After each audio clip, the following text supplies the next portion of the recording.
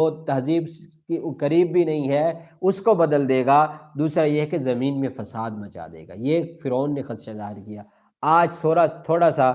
غور کیجئے، آج کیا مغربی طبقہ یہ نہیں کہتا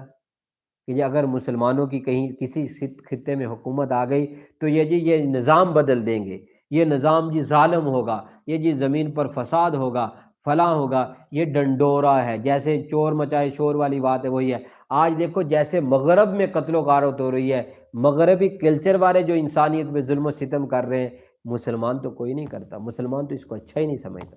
اور اسلام تو اس کو اچھا سمجھتا ہی نہیں ہے۔ آج کیا ہے، دبا ایمان والوں پر، دبا مسلمانوں پر، اور دہشت گرد مسلمانوں کو کہا جا رہا ہے، اور سب سے بڑی دہشت گردی مغربی کر رہا ہے، مغربی جو فرعون ہیں وہ کر رہے ہیں، اور جو جس کو ہم امریکہ کہتے ہیں فلاں کہتے ہیں، یہ سارا کیا ہے، یہ غزہ میں دیکھو اور جگہ پہ دیکھو یہ کیا کچھ قتل و غارت ہو رہی ہے کیا ہے، پھر پوری دنیا میں دیکھو جو شرارت بازیاں، جو منافقت، جو لڑائی جھگڑا، جو آپس میں ملکوں میں لڑانے والا یہ کام ہے، یہ کس کے ہاتھ میں؟ یہ مغربی لوگوں کے ہاتھ میں ہے۔